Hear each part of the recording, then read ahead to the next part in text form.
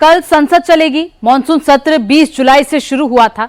पिछले 8 दिनों में संसद में कोई काम नहीं हो पाया। राहुल गांधी चाहते थे कि दिल्ली में 20 जुलाई के पुलिस एक्शन के बारे में पहले अमित शाह बयान दे, फिर चर्चा शुरू हो। अब वो फॉर्मूला बना है, उसमें चर्चा के दौरान अमित शाह बयान देंगे, इसके बाद बिल पास हो जाएगा। जंतर मंतर से बात अब संसद मार्ग तक आ गई है। मोदी सरकार का अगला प्लान क्या है और इससे राहुल गांधी का नफा हुआ या नुकसान? कांग्रेस जनता पार्टी कल शाम तक इंतजार क्यों कर रही है और कपिल सिब्बल किसे 1 करोड़ रुपए देना चाहते हैं? सब कुछ आपको दिखाते हैं इस रिपोर्ट में। देना होगा, देना होगा, देना होगा। जंतर मंतर के आगे संसद मार्ग है। धर्मेंद्र प्रधान झांकी है, अमित शाह बाकी है। धर्मेंद्र प्रधान झांकी है, अमित शाह बाकी है। धर्मेंद्र प्रधान झांकी है, अमित शाह बाकी है। सड़क पर जंतर मंतर खत्म होने के बाद विपक्ष ने संसद में जंतर मंतर शुरू कर दिया है। वापस लो, वापस लो, वापस लो, वापस लो, वापस लो, वापस लो, वापस लो। विपक्ष संसद के मॉनसून सत्र को पूरा ही वॉश आउट करने की तैयारी करके बैठा है। ना कोई काम करेंगे, ना करने देंगे। राहुल गांधी संसद आ रहे हैं सिर्फ नारे लगवाने के लिए।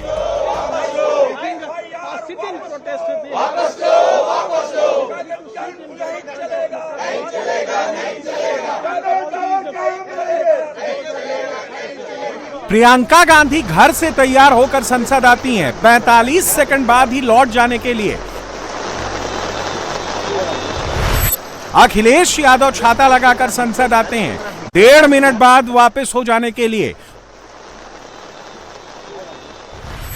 महुआ मोइत्रा भी हर बार संसद पहुंच रही हैं। वो बारिश में भी आती हैं, लेकिन संसद में 1 मिनट 1.5 मिनट से ज्यादा नहीं रुकती हैं। इस मॉनसून सेशन में डीएमके के सांसद अपना अलग छाता लगाकर खड़े हैं। वो कांग्रेस की छतरी के नीचे नहीं आना चाहते। इन सबका पार्लियामेंट आना भी जरूरी है, क्योंकि ये नहीं आएंगे तो जेन जी का बचा खुचा भरोसा भी गंवा देंगे। इसलिए ये नेता पार्लियामेंट तो आ रहे हैं, लेकिन पार्लियामेंट को चलने नहीं दे रहे।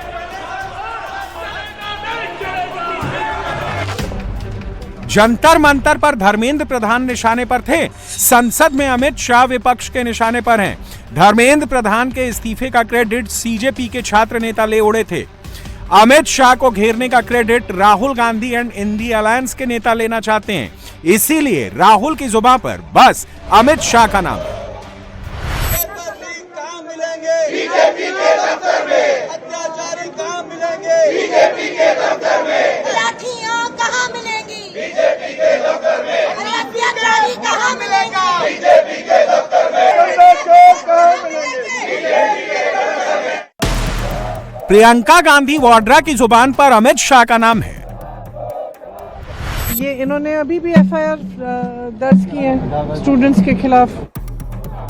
अखिलेश यादव की जुबान पर भी अमित शाह का ही नाम है। और ये कहा कि मुकदमे नहीं लिखे जाएंगे, मुकदमे तो लिखे जा रहे हैं। डिंपल यादव की जुबान पर भी अमित शाह का नाम है। जिस तरह से लाठियां चलाई गई, जिस तरह से पैलेट्स गन चलाए गए, जिस तरह से कीलें लगी हुई थी, जिस तरह से पुलिस यूनिफॉर्म में नहीं थी, जिस तरह से नेम प्लेट्स नहीं थे, जिस तरह से बिना यूनिफॉर्म के लोग बच्चों को डंडे से मार रहे थे, तो आखिरकार इसका जिम्मेदार कौन है? महुआ मोइत्रा की जुबान पर भी अमित शाह का नाम है। अमित शाह को हमें यहाँ अंदर चाहिए जवाब देने। लोकसभा में आज अमित शाह का नाम गूंजा, राज्यसभा में भी अमित शाह का ही नाम गूंजा। सोमवार को छात्रों के खिलाफ अमित शाह दिन भर पार्लियामेंट में मौजूद थे, लेकिन वो किसी सदन में नहीं गए।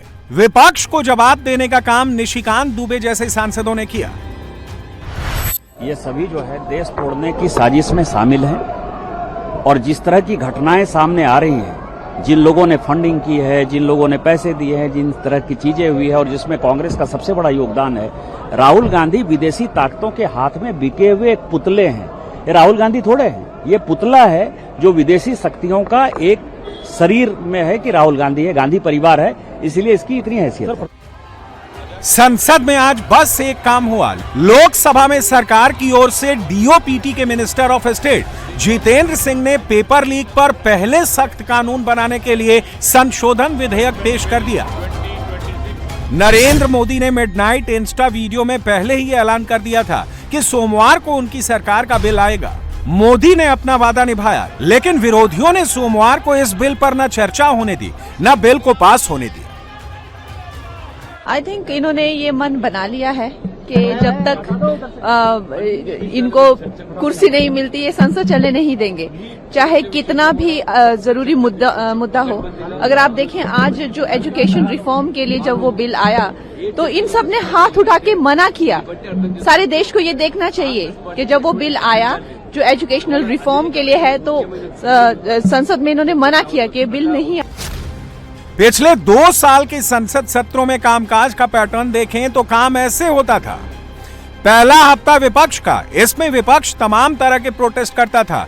दूसरा हफ्ता नेगोशिएशन यानी बातचीत का, जिसमें दोनों पक्ष संसदीय कामकाज निपटाने के लिए राजी होते थे। और तीसरा हफ्ता सरकार का, जिसमें बिलों को पास करने का काम किया जाता था। लेकिन इस बार विपक्ष ने पूरा पैटर्न बदल दिया है। मॉनसून सत्र का दूसरा हफ्ता चल रहा है और अब तक कोई काम नहीं हुआ है। छात्रों के हित वाला बिल रोकने के लिए विपक्ष ने छात्रों को ही हथियार बनाया है। छात्रों पर एफआईआर, पैलेट गन का इस्तेमाल, AK-47 से फायरिंग, बिजली के झटके देने वाले बैटर, आंसू गैस के गोले, लाठीचार्ज, वर्दी में गुंडे और प्रोटेस्ट साइट पर लड़कियों से छेड़छाड़। विपक्षी नेताओं की जुबान पर ये कुछ शब्द ऐसे चढ़े हैं कि उतर ही नहीं रहे। इन्होंने अभी भी FIR दर्ज की है स्टूडेंट्स के खिलाफ, शायद कल रात को या आज सुबह, बिहार में, बंगाल में। तो ये अपनी आदतों से बाज तो आए नहीं है। और मैंने सुना है, वेरीफाइड नहीं है, लेकिन मैंने सुना है कि जो लड़कियां गई थी प्रोटेस्ट में, कई लड़कियों के पेरेंट्स को फोन आ रहे हैं, उनको धमकाया जा रहा है कि तुमने अपनी लड़कियों को भेजा। क्या मतलब है? क्या हमारे देश में लड़की प्रोटेस्ट नहीं कर सकती?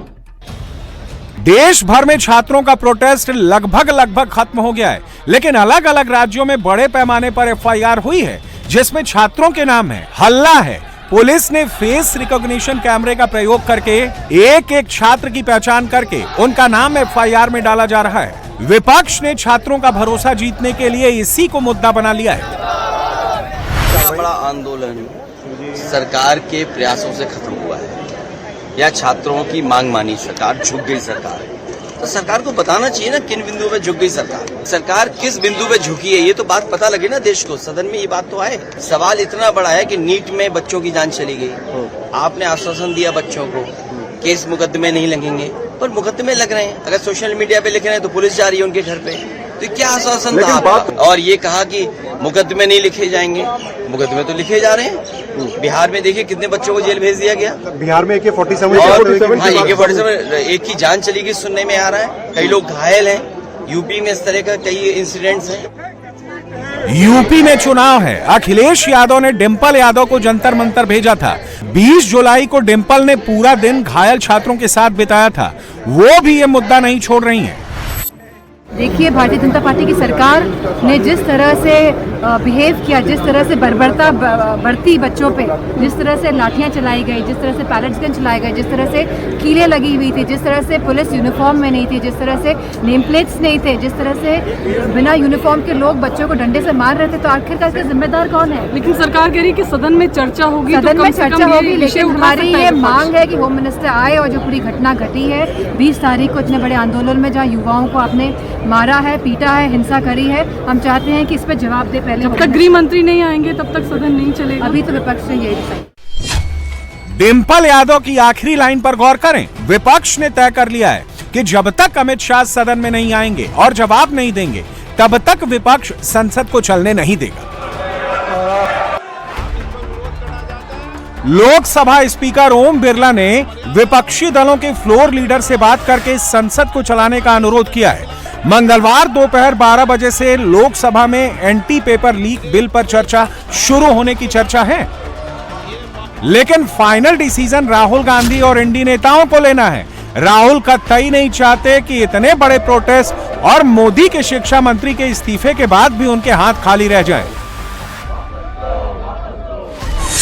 देखिए, जब तक ये सरकार पूरे जो इस भ्रष्टाचार से लिप्त हुए लोगों को बचाना चाहती है, संरक्षण देना चाहती है, तो इस अमेंडमेंट का कितना फायदा होगा। अभी पिछले ही कुछ दिनों पे कोर्ट ने एक आदमी को बरी किया क्योंकि वो तहकीकात ढंग से नहीं हुआ। तो आप समझ सकते हैं, मुझे नहीं लगता कि प्रधानमंत्री शिक्षा व्यवस्था में सुधार को लेकर वो सीरियस है। लोकसभा में तीसरे नंबर की पार्टी यानी समाजवादी पार्टी भी बिल का विरोध करने में राहुल के साथ है।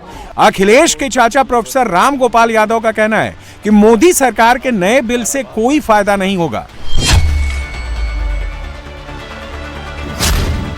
नरेंद्र मोदी ने एक तरफ एग्जाम सिस्टम सुधारने के लिए टेक्नोलॉजी एक्सपर्ट नंदन नीलकेड़ी की अध्यक्षता में हाई पावर्ड टास्क फोर्स बनाया है, दूसरी तरफ राम गोपाल कहते हैं कि सारे फसाद के पीछे एग्जामिनेशन का डिजिटल मॉडल है, पेपर पेन पर परीक्षा ली जाए तो सब सही होगा। बिल से पेपर लीक रुक जाएगा। कठोर दंड की व्यवस्था 302 में है, हत्या की आजीवन कारावास या फांसी, कभी रुकी? कानून से नहीं रुक सकता है। पेपर लीक होता है या तो पेपर बनाने वाला, या जहां पेपर छपता है, या कुछ बहुत महत्वपूर्ण कोचिंग सेंटर्स जिनकी पहुंच बहुत है, वो सेटिंग उनकी होती है, वहां से लीक होता है। सारा घपला डिजिटली से जब से हुआ तब से होना शुरू हो गया। डिजिटल नहीं था तब से नहीं होता था। आपको लगता है इसका कोई फायदा नहीं हो पाएगा? कोई फायदा नहीं हो सकता। बहुत आसान है लीक करना, हैक करना। सपा तो अपनी जगह है ही, राहुल का काम सबसे ज्यादा मुश्किल किया है जंतर मंतर पर बैठने वाले छात्र नेताओं और सीजेपी ने। जंतर मंतर खत्म होने के बाद विरोधी दलों के नेताओं को अपने लिए खुला मैदान दिख रहा था, लेकिन सीजेपी ने फिर एंट्री मारी है। प्रोटेस्ट में शामिल छात्रों के खिलाफ दर्ज हुई एफआईआर क्वैश कराने के लिए सीजेपी के लोग कपिल सिब्बल से मिले हैं। सुप्रीम कोर्ट के सीनियर वकील कपिल सिब्बल छात्रों को कानूनी मदद देने के लिए राजी हो गए। राज्यों में मुकदमे लड़ने के लिए उन्होंने 1 करोड़ रुपए भी दिए हैं। कपिल सिब्बल को लोग कांग्रेस के साथ जोड़ देते हैं, लेकिन सिब्बल अभी राज्यसभा में निर्दलीय सांसद हैं। फिलहाल वो जो भी कर रहे हैं उसका कांग्रेस से कोई लेना देना नहीं है। लेकिन जब मेरे पास आए तो मैंने कहा कि भाई कानून के आधार पे हम आपकी मदद करेंगे, और जरूर मदद करेंगे, और हम करेंगे। तो इसको सामने रखते हुए मैंने कहा कि जहां जहां भी हिंदुस्तान में, बिहार में हो, आसाम में हो, बंगाल में हो, महाराष्ट्र में हो, जहां जहां भी पीसफुल प्रोटेस्ट हुए हैं और जहां जहां छात्रों को टारगेट किया जा रहा है या प्रोटेस्टर्स को टारगेट किया जा रहा है, वहाँ हम चाहेंगे कि अगर कोई मुकदमा कोई डालेगा कोई भी सरकार, तो हम फिर उसके लिए एक व्यवस्था बनाएंगे ताकि वहाँ कुछ हमारे वकील खड़े हो सकें। तो इसी सोच के साथ हम चाहते हैं कि कोई कार्रवाई नहीं हो, अगर एफआईआर होती है तो एफआईआर विड्रॉ हो। और मैंने कहा है कि हम एक ये सीजेपी ढांचा बनाएगी कि किस जगह पे क्या हुआ है, किस छात्र को, किस प्रोटेस्टर के खिलाफ कार्रवाई हुई है, चाहे कि मुफस्सिल में हुई हो, वहाँ कौन वकील है जो हमारी मदद कर सकता है। ठीक है, फिर ये लोग वेबसाइट बनाएंगे, मैं नहीं करूँगा, ये लोग खुद वेबसाइट बनाएंगे। उस वेबसाइट पे जो वकील लोग मदद करना चाहते हैं वो अपना नाम देंगे, कहाँ वो रहते हैं, किस तरह से मदद करेंगे, प्रो बोनो मदद करेंगे या उनके पास कुछ थोड़ा बहुत देना पड़ेगा। तो इस संदर्भ में मैंने कहा है कि मैं अपनी ओर से 1 करोड़ रुपया दूंगा। सीजेपी ने भी धमकी दी है कि अगर छात्रों के खिलाफ दर्ज एफआईआर वापस लेने और गिरफ्तार छात्रों को रिहा करने का वादा नहीं निभाया गया तो वो फिर से प्रोटेस्ट शुरू कर देगी। दिल्ली के जंतर मंतर प्रोटेस्ट और 20 जुलाई के संसद मार्च से रिलेटेड मामलों में दिल्ली पुलिस ने 15 एफआईआर दर्ज की है। बिहार के छात्र आंदोलन के दौरान 27 एफआईआर दर्ज होने की खबर है। सबसे ज्यादा गिरफ्तारियां बिहार में ही हुई हैं। पश्चिम बंगाल में स्टूडेंट प्रोटेस्टर्स के खिलाफ 7 एफआईआर दर्ज की गई हैं। इसके अलावा असम और महाराष्ट्र में भी छात्र प्रोटेस्टर्स के खिलाफ एफआईआर दर्ज होने की खबर है और कुछ गिरफ्तारियां भी हुई हैं। हम सरकार का इंतज़ार कर रहे हैं कि वो रिटर्न एग्रीमेंट की कॉपी हमें जल्द से जल्द शेयर करें। आप जेपी नड्डा जी की जो बात कही गई है उनके द्वारा प्रेस कॉन्फ्रेंस में, आप उसको भी रेफ़र कर सकते हैं। उनकी जो ट्वीट है इस विषय में उसको भी रेफ़र कर सकते हैं। हम उम्मीद करते हैं कि अगर एक सीनियर कैबिनेट मिनिस्टर सरकार की तरफ से एक एग्रीमेंट कर रहे हैं तो उसे ऑनर किया जाएगा। जितनी भी FIRs फाइल की गई हैं उन्हें विड्रॉ किया जाएगा। किसी भी प्रोटेस्टर या ऑर्गेनाइज़र को परेशान नहीं किया जाएगा, डिटेन नहीं किया जाएगा, अरेस्ट नहीं किया जाएगा और फ्यूचर में किसी भी प्रोटेस्टर या ऑर्गेनाइज़र पर कोई केस नहीं होगा। अगर कल तक ये रिटर्न एग्रीमेंट सरकार की तरफ से नहीं आता है और जितने भी अलग अलग राज्यों में छात्रों को, युवाओं को, प्रोटेस्टर्स को अरेस्ट किया गया है या डिटेन किया गया है, उन्हें रिलीज़ नहीं किया जाता है तो कॉकरोच जनता पार्टी फिर से प्रोटेस्ट करने को मजबूर होगी। सीजेपी की ये धमकी सत्ता पक्ष से ज्यादा विपक्ष के लिए चुनौती है। अगर सारा काम सीजेपी ही करेगी तो विपक्षी पार्टियां क्या करेंगी? इसीलिए विपक्ष के नेता कुछ करते हुए दिखना चाहते हैं। सड़क पर उनसे हो नहीं पाया, अब संसद का है सहारा। कुछ करते हुए दिखने के लिए ये वोट चोरी, पेपर चोरी और चंदा चोरी वाला पोस्टर बनाया गया। वोटर कहीं ना कहीं तो फंसेगा। हम चर्चा से डरने वाले नहीं हैं, चर्चा करने को तैयार हैं, लेकिन होम मिनिस्टर सदन में आके स्टेटमेंट करना चाहिए। और उन्होंने जो लाठी